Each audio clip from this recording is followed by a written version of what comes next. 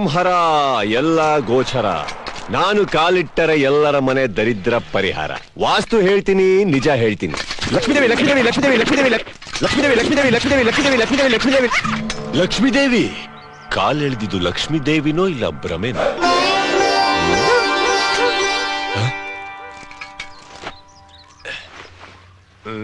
ಲಕ್ಷ್ಮೀದೇವಿ ಲಕ್ಷ್ಮೀದೇವಿ ಲಕ್ಷ್ಮೀದೇವಿ ಲಕ್ಷ್ಮೀದೇವಿ ಲಕ್ಷ್ಮೀದೇವಿ ಲಕ್ಷ್ಮೀದೇವಿ ಲಕ್ಷ್ಮೀದೇವಿ ಸಾಕ್ಷಾತ್ ಲಕ್ಷ್ಮೀದೇವಿನೇ. ಮಾತಾ ಲಕ್ಷ್ಮೀದೇವಿ ನಿನ್ನ ಕರುಣಿಸಿದಾಳೆ ತಾಯಿ. ಹೌದು ಸ್ವಾಮಿ. ಮಾತಾಡ, ನಿನ್ನ ಮೆಚ್ಚಿ ಮನೆ ತುಂಬಾ ರೊಕ್ಕ ಕೊಡ್ತೀನಿ ಅಂತ ಹೇಳಿದಾಳೆ ತಾಯಿ. ಎಷ್ಟು ಸ್ವಾಮಿ? 5 ಲಕ್ಷ. 5 ಲಕ್ಷ? ಯಾವಾಗ ಸ್ವಾಮಿ? ಮಾತಾಡ ಅಮ್ಮ ಲಕ್ಷ್ಮೀದೇವಿ, ನಾವಿಬ್ರು ವೇಟಿಂಗು. 100-200 ಕಮ್ಮಿ ಇದ್ರೂ ಪರವಾಗಿಲ್ಲ. ಅಯ್ಯೋ ಬೇಡ ಸ್ವಾಮಿ, ಅದನ್ನು ತಂದ್ಬಿಡಕ್ ಹೇಳಿ. ಅಮ್ಮ ಲಕ್ಷ್ಮೀದೇವಿ, ಈ ಜಿಪ್ಪಣತಿ ಒಪ್ತಾ ಇಲ್ಲ.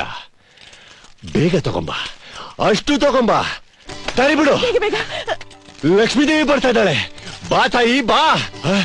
ಕೈಲಾಸ ದಾಟೆ ಬಿಟ್ಲು, ಇಂದ್ರಲೋಕನು ದಾಟೆ ಬಿಟ್ಲು, ಮೋಡನು ದಾಟೆ ಬಿಟ್ಲು. ಅಯ್ಯೋ ಇನ್ನ ನಿನ್ ಟೆರೆಸ್ ಮೇಲೆ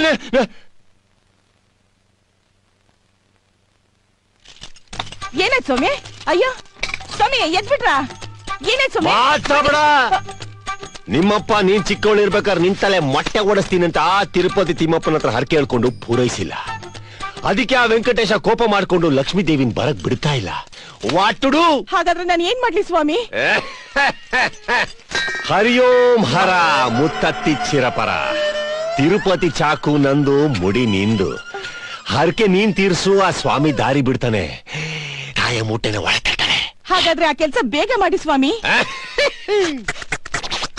ಬೇಗ ಬೇಗ ಬೋಳ್ಸಿ ಸ್ವಾಮಿ. ಬೋಳಿಸ್ತಾ ಇದ್ದೀನಿ. ಹೌದು, ನಿಂಗೆ ಇಷ್ಟೊಂದು ಲಕ್ಷಾನ್ಗಟ್ಲೆ ದುಡ್ಡು ಬರ್ತಾ ಇದೆಯಲ್ಲ, ನನಗೆಷ್ಟು ಕೊಡ್ತೀಯ? 101 ರೂಪಾಯಿ ಕೊಡ್ತೀನಿ. ಅಬ್ಬ ಯಾಕೋ ಲಕ್ಷಾನ್ಗಟ್ಲೆ ದುಡ್ಡು ಬರ್ತಾ ಇದ್ರೆ ನನಗೆ 101 ರೂಪಾಯಿ ಅಷ್ಟೇನಾ? ಹೋಗ್ಲಿ ಬಿಡಿ, ಬೇಜಾರ್ ಮಾಡ್ಕೋಬೇಡಿ. ಅದ್ರ ಜೊತೆ ಇನ್ನೂ 10 ರೂಪಾಯಿ ಸೇರ್ಸ್ಕೊಡ್ತೀನಿ.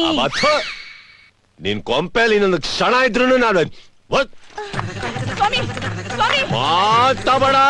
ಹರಿಯೋಂ ಹರ ಮುತ್ತತ್ತಿ ಚಿರಪರ. ಅರ್ಧ